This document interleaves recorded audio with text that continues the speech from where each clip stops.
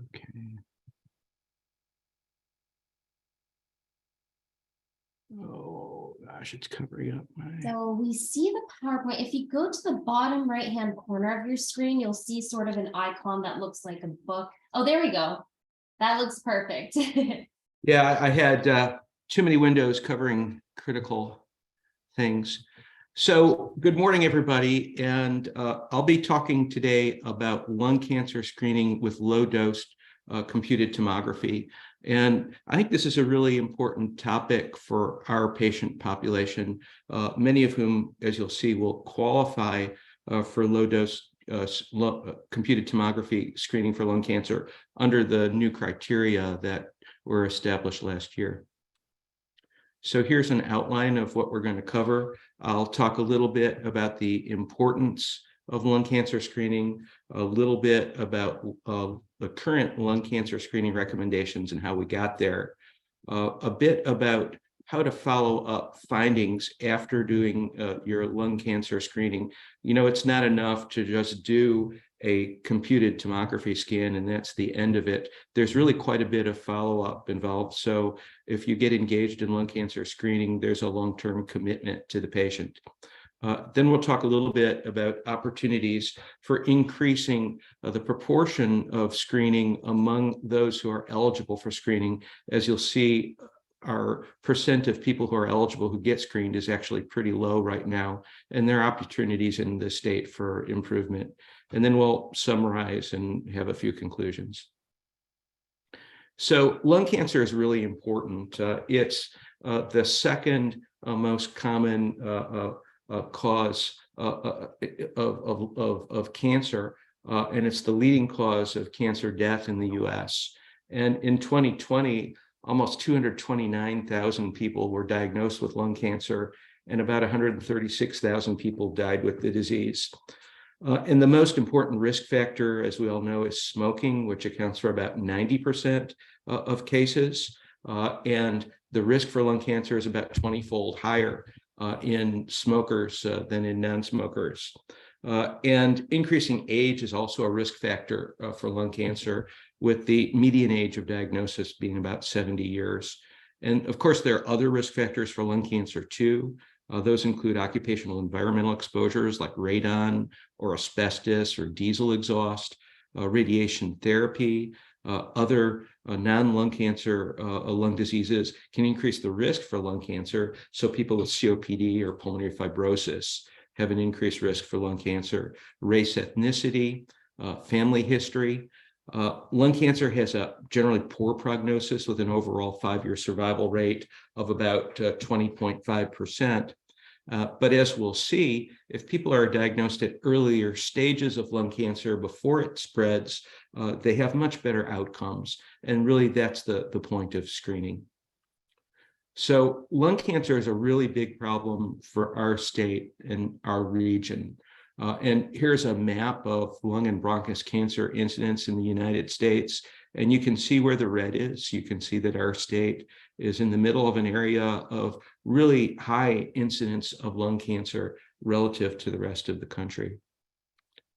And if you look at just the counties in our state, you can see where the red counties are in the central part of the state, in the southwestern part of the state, but lung cancer occurs everywhere.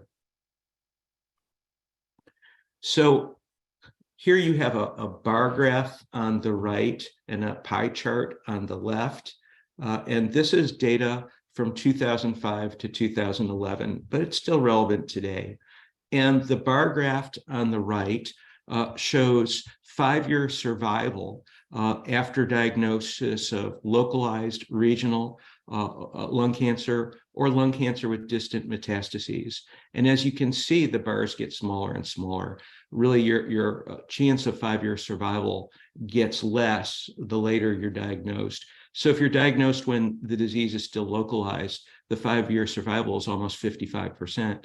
But if someone is diagnosed when they're distant metastases, their 5-year survival is only 4.2%.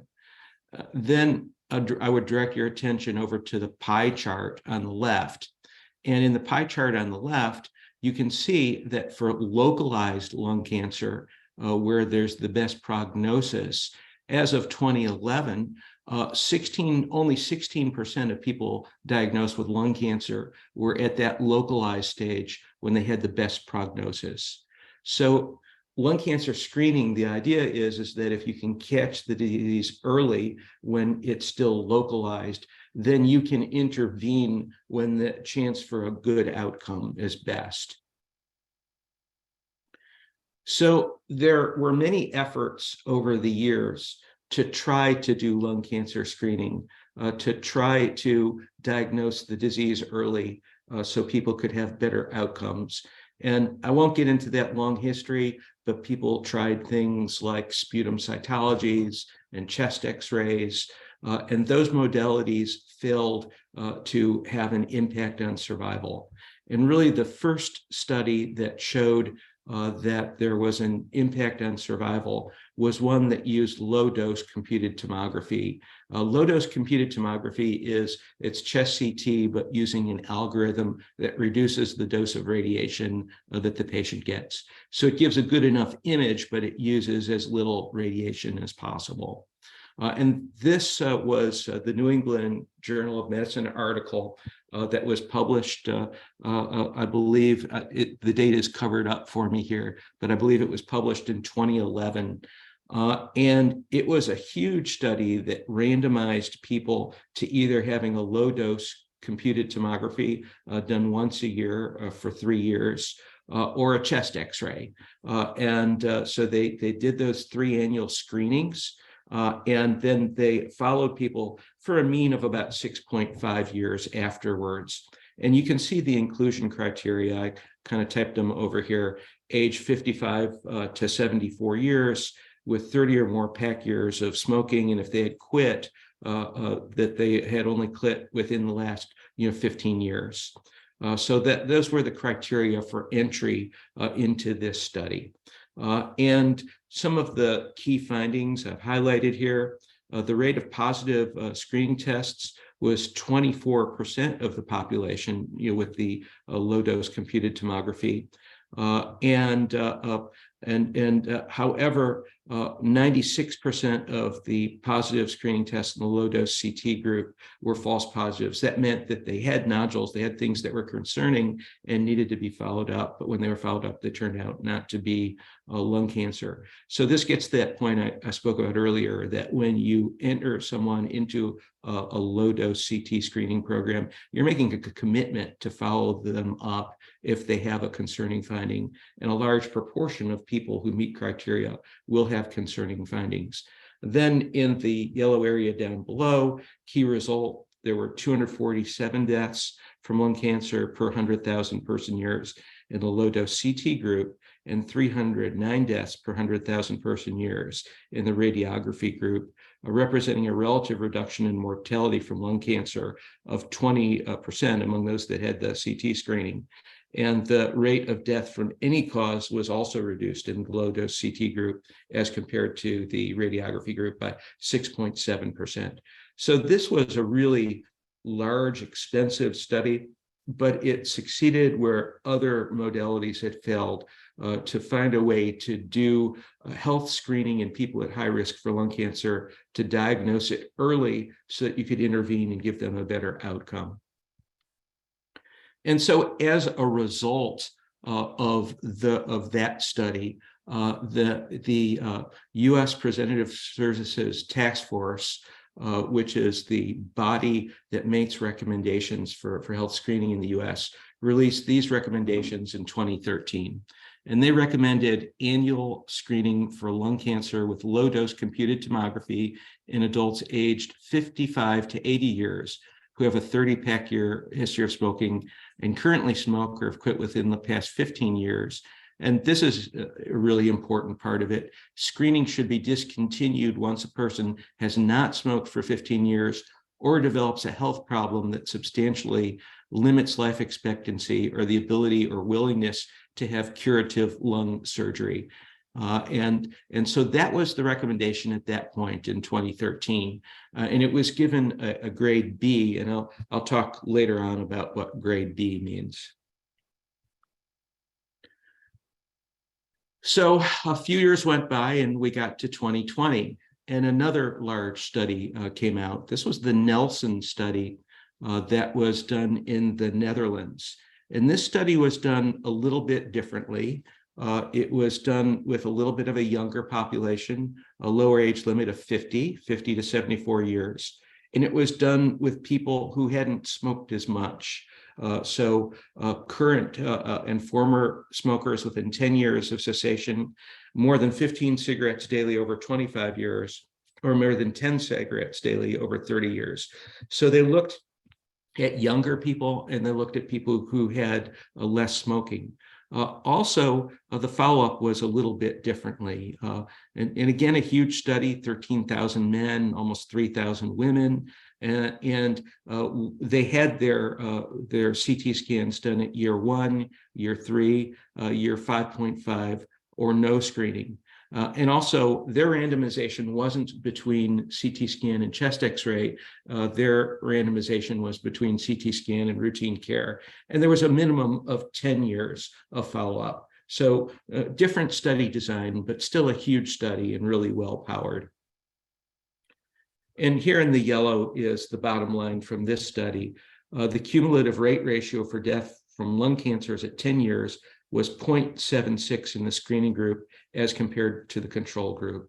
All right, so their risk for death from lung cancer was reduced by about a quarter. Among women, the rate ratio at 10 years was 0.67. So their reduction in proportion of those that went to lung cancer mortality was even more greatly reduced. And here's a graph that shows results over time. And we'll start with the one on the bottom, lung cancer mortality. And you can see on the vertical axis is deaths per 1,000 persons years in the control group. On the horizontal axis is years since randomization. Red is control, blue is screening group. And as you can see, there is a divide where after a couple years of screening, the lung cancer mortality is consistently lower in the screening group than in the control group. And this effect carries out to 10 years, even though they only did the 3 screenings. They didn't screen for the full 10 years. So there was longer term benefit after that. And if you look at the upper graph, it's a graph of apparent lung cancer incidence. And as you would expect, in the blue group, in the screening group, the apparent lung cancer incidence is higher because you're finding more lung cancers. You're doing CT scans on people that wouldn't otherwise have had them. So as a result of this additional data, more analyses were done, and the U.S. Preventive Services Task Force updated their recommendations for lung cancer screening last year. In 2021. And what they recommended was annual screening for lung cancer with low-dose computed tomography in adults aged 50 to 80 years who have a 20-pack year smoking history and currently smoke or have quit within the past 15 years. And again, so this dropped from the lower age of 55 to a younger age of 50, and this dropped from a 30-pack year history down to a 20-pack year history. So more people became eligible for lung cancer screening. And this also was a health equity issue too, because African Americans in particular who had lower smoking histories, but still had a high risk for lung cancer, were now included under these new recommendations. And again, there's the caveat that if a person hasn't smoked for 15 years or develops a health problem that limits life expectancy or the ability or willingness to have curative surgery, that they shouldn't be screened, because there's really no point to screen someone if they can't have curative surgery. And again, this was a grade B, and here's the details about what grade B means. The U.S. Preventative Services Task Force recommends the service. There's a high certainty that the net benefit is moderate, or there's moderate certainty that the net benefit is moderate to substantial.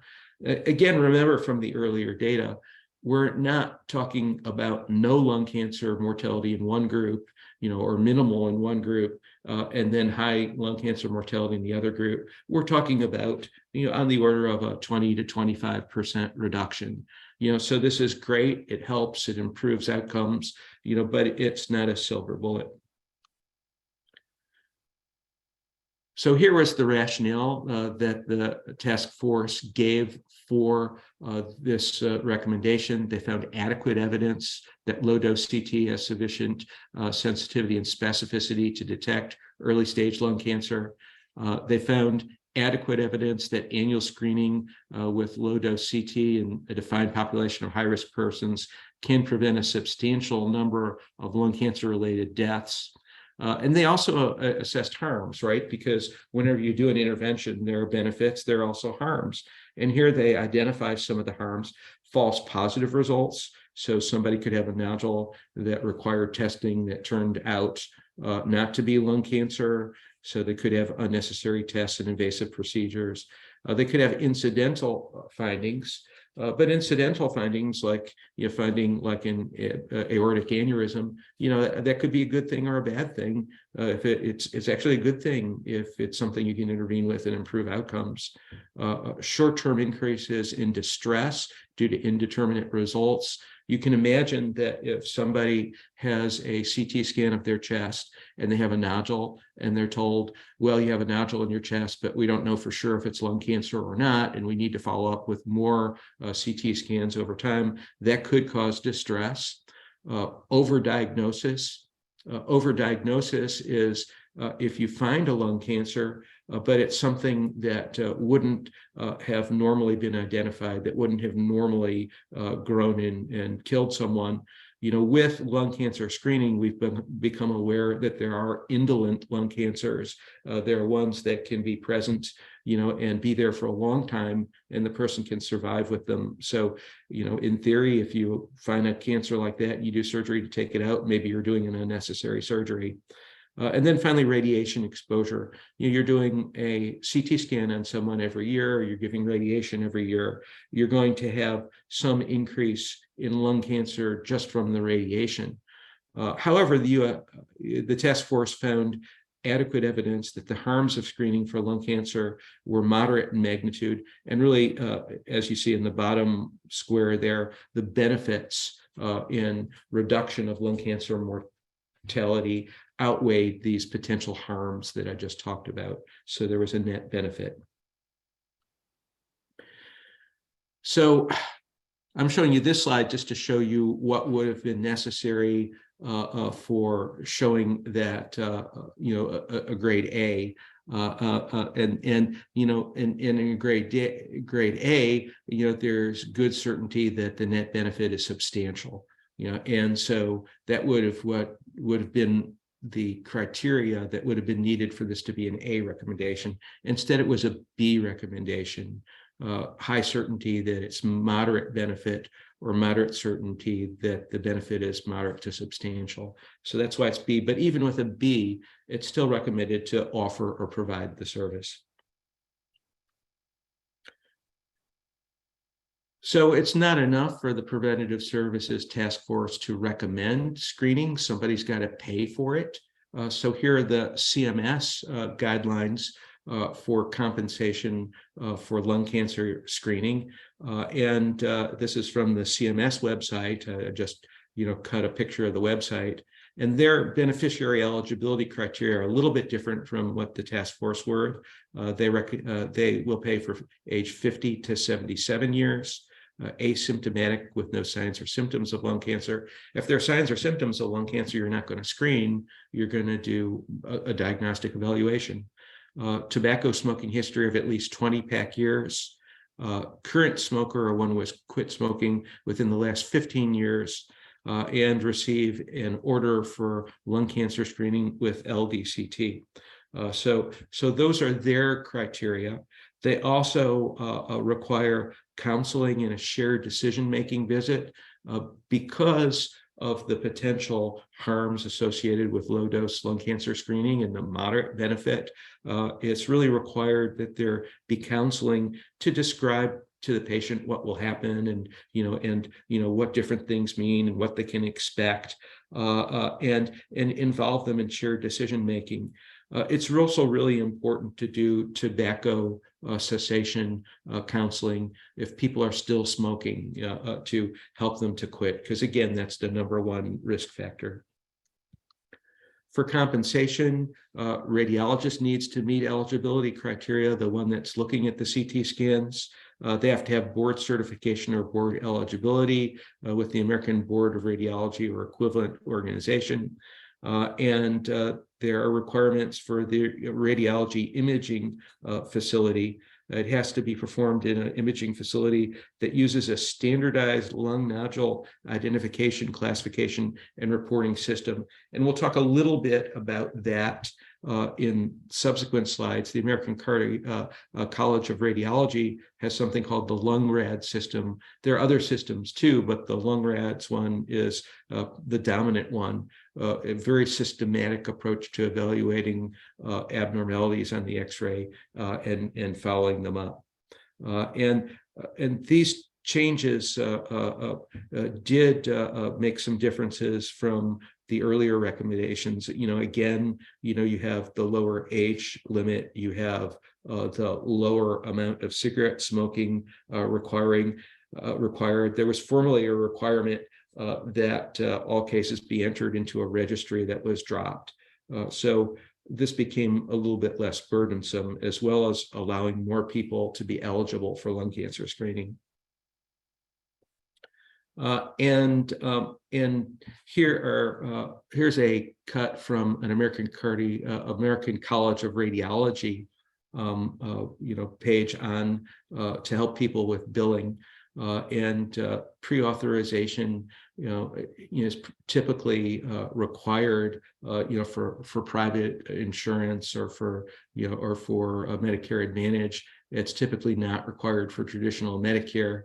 May be required by Medicaid depending on the state. And there are codes that are provided for shared decision making for the low dose CT, for tobacco cessation counseling, and for interval CTs. One thing that's important is when you're doing the shared decision making visit in the LDCT, they recommend using these ICD-10 codes that are listed here. The Z87.891 or F17.210 for being a current smoker or being a former smoker. According to them, claims often get denied if those ICD codes aren't listed. So here is the American College of Radiology LungRad system, and I have a couple of slides here, and I'm not going to go into them in super detail. But basically, your findings on your X-ray can be graded 0 through 4, and there are a couple of different flavors of 4, where the lower numbers are lower potential for lung cancer, and the higher numbers are higher suspicion for lung cancer. And depending on the LungRad score, which is the column on the far left, you have different recommendations for follow-up on the far right. And for the lower LungRad scores, typically the follow-up is a follow-up CT at some time interval. The greater the hazard, the greater the risk for lung cancer, the shorter the follow-up, the lower, the longer the follow-up. So for example, take a look at LungRad score 1, which is negative, where there's no lung nodule or a nodule with benign features. In that case, it's a 12-month follow-up screening, because remember, the task force recommendation is annual lung cancer screening for people who have a certain age and a certain smoking history. So even if the baseline is negative, then you still are going to do the annual follow-up as long as you're within the age range. And then for a benign, for largely benign nodules, and in this case, I'll just focus on solid nodules.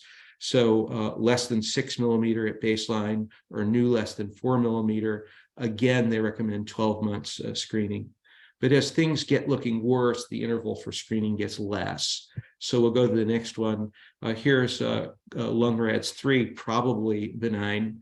For a solid nodule, it would be 6 to less than 8 millimeters, or new 4 millimeter to less than 6 millimeter. So that's a nodule that you would be more concerned about. So in this case, your follow-up with lung cancer screening with CT is at 6 months instead of 12 months. Then there's grade 4A. And again, let's just focus on solid nodules. Again, this is a bigger nodule, greater than or equal to 8 to less than 15 millimeters, growing less than 8 millimeters. So you've been following something and it's growing. New 6 to less than 8 millimeters. In this case, bigger nodule, more risk. In this case, you do a follow-up with a 3-month low-dose CT, and PET CT may be considered if there's a greater than 8 millimeter solid nodule or solid component. So you get the idea here. The larger the score, the more invasive, the shorter the follow-up. And then here's the last part of the table. Grade 4B would be very suspicious. And again, looking at solid nodules greater than 15 millimeters, or new or growing greater than 8. And again, here you get to just true diagnostic CT with or without contrast PET CT. Consider things like tissue sampling. This is where you get very aggressive. There's also a 4X, which would be category 3 or 4 nodules with imaging findings that increase suspicion for lung cancer. And those would include things like spiculation, lymphadenopathy, the presence of frank metastatic disease, a ground glass nodule that doubles in size in 1 year, and so on. And then there's a designation S you can do if you have incidental findings that we'll talk about. So that's the lung RADS system. And these are some slides that came from the American College of Radiology about how to implement the system. And they have a stepped approach to it where you can step up and step down. So for example, say that at baseline, someone is a 4A and you do a CT at 3 months and they're stable. Then you can step them down to treating them like a 3 and looking at them at 6 months. And if they're stable, you can step them down to 2 and start doing them, in 12 months. And these time intervals are from the time of the X-ray. This was a change in the American College of Radiology guidelines. It wasn't 12 months from a CT done several cycles ago. It was 12 months from the current. These interval time periods from the current examination.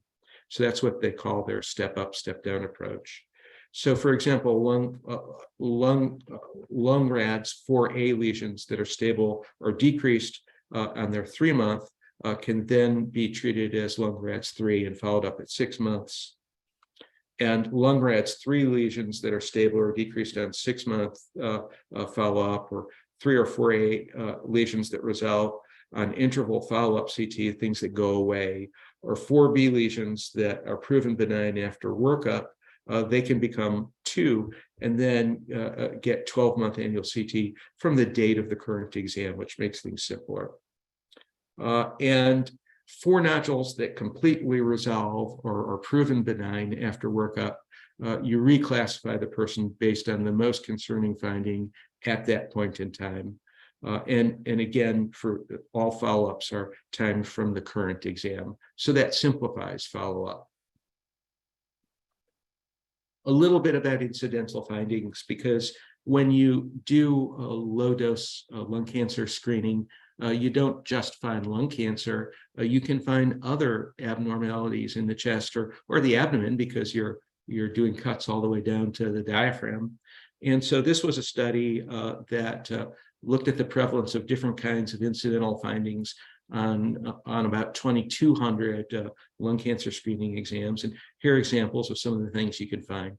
You can find aortic aneurysm. You can find coronary artery calcification that might lead to cardiac evaluation. You can find masses in different kinds of organs. So you can find masses in the adrenal glands, in the kidneys, in the liver, in the thyroid, pancreas, breast. You can find incidental lung findings like fibrosis or emphysema, lymphadenopathy. So you can find a number of other things when you do the low dose lung cancer screening too. So now I'm going to shift gears and talk a little bit about the uptake of lung cancer screening with low dose CT.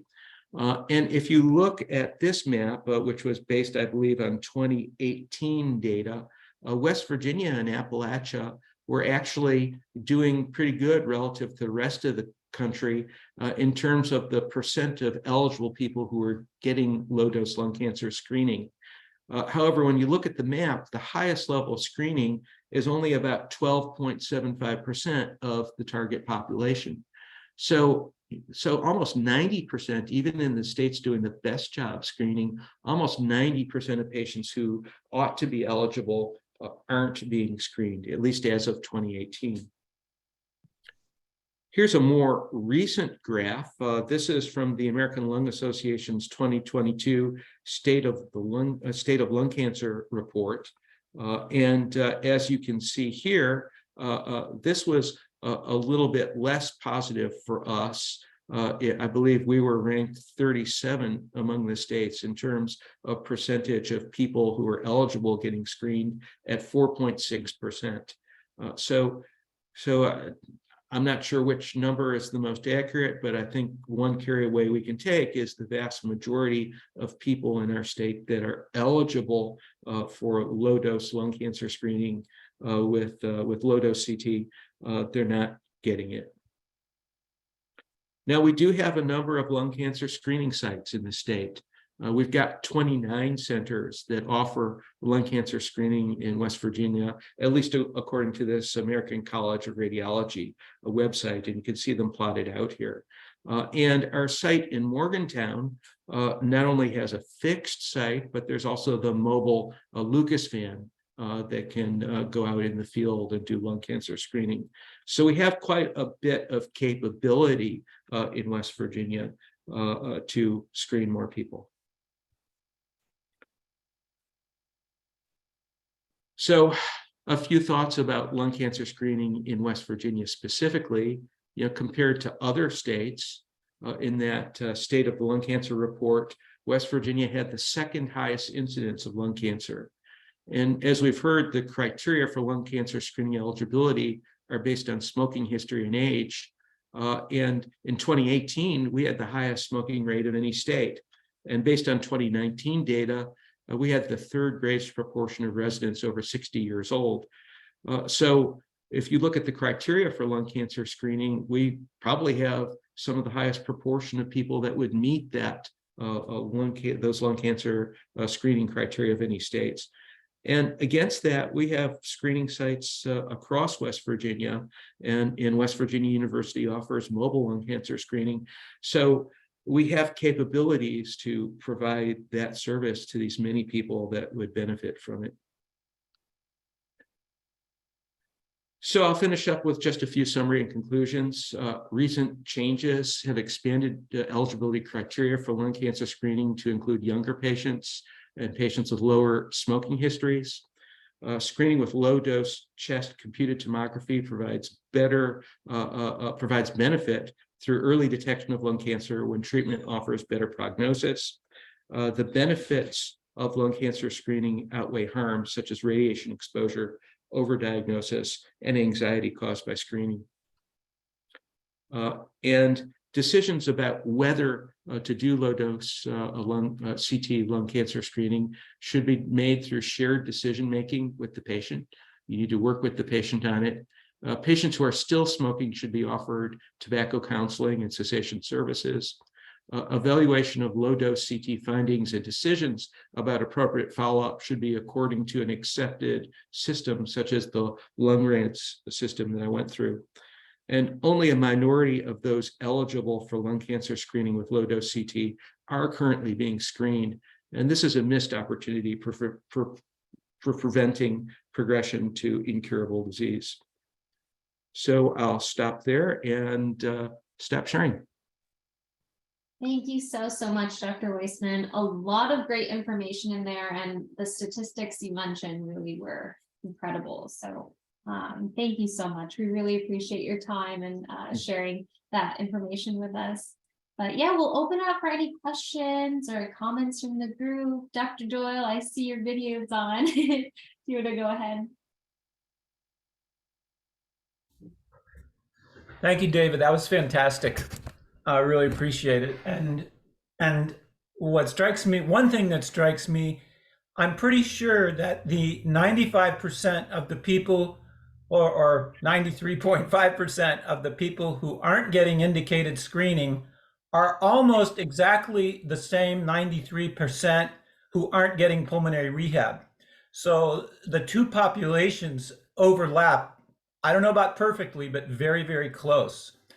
And I guess the other thing I want to say is there are two people in this group, this small group today of 12 people, who have either special expertise or experience. And I hope that they'll both be willing to comment. We have a lung cancer survivor with us who is on public record talking about that. And also Luann Jeffries, you might not know, is someone who has done a huge amount of screening and scheduling and follow-up of patients. So I consider, she probably doesn't think she's an expert, but I know that she has a lot of experience, and I hope she'll comment on the Cabin Creek experience. She's probably personally responsible for part of the fact that we're doing as well as we are. So I hope both of them will chime in and comment. Dr. Doyle, it's Grace Ann. I am the lung cancer survivor. I had a lung resection in 2005. It had been more than 15 years since I stopped smoking. And it was discovered incidental to following up on my diagnosis of COPD. So I am one of the fortunate ones. I mean, I've got 17 years of survival, which at that point in time, in 2005, was not typical. And I also have been able to manage both my COPD and the loss of a lobe of my right lung over these years. So that makes it even more of a blessing. But I would like to, I think it's an excellent presentation, Dr. Weissman. I do wish that these incidental findings, which clearly show emphysema and airway disease, that there would be some kind of national standard so that people would be notified. You know, you don't have lung cancer, but you likely have COPD. And we don't have any kind of national way of doing that. I, in fact, know one patient who received a note in the mail from the equivalent of the health department in California 3 years after her lung cancer screening to say that she might want to be checked out for COPD. So I think there's so much rich information in this for those who do not have lung cancer that we are just not tapping into the way we should. Yeah, and I think it all gets back to the fact that when someone is entered into a lung cancer screening program, there's a really important responsibility for the people running the program to have a long-term relationship with the patient and to not have a situation like what you just described, where it's 3 years between, you know, when they have the study done and somebody talks to them about what it showed. It really is. It's a relationship. It's a long-term thing. Dr. Weissman, I appreciate your information. You made it very simple, yet educational for us, because I'd like to, if you're okay with that, share that with my different clinic sites and the providers, because we do yearly updates and try to keep the MAs that help add the smoking history and things such as that into the EMR system. So we do updates with the new providers to keep them in the loop of any changes, how, you know, if we notice things aren't being done the way maybe the hospital would like it from the back end of it. So I would love to be able to send that. And we too are noticing that when it comes to patients, at one point they did a study, and about half of our patients site-wise were smokers. So there's a huge patient population that we're not able to capture if we don't know that to start with. So we've worked on very hard trying to get our in our EMR, social history is what plugs the providers to know that they need to do a low-dose CT. But if that's not filled out right, it won't. And when a patient's coming with 6 other diagnoses or problems that day, it's very hard for the provider within a very short minute time to cover everything and go, oh, by the way, you haven't had your yearly low-dose CT. So that helps remind them this is one of the quality measures that they need to do.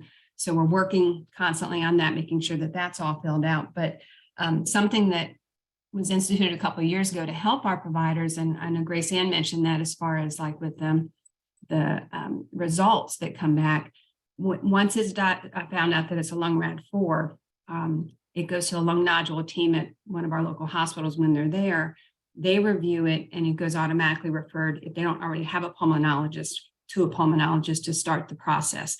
So then my job on the other side is to make sure monthly when the reports come in, did they keep their appointment? Why didn't they? If not, then the provider gets notified. So then their team can then try to encourage this patient. You need to follow up there. You need to get this taken care of.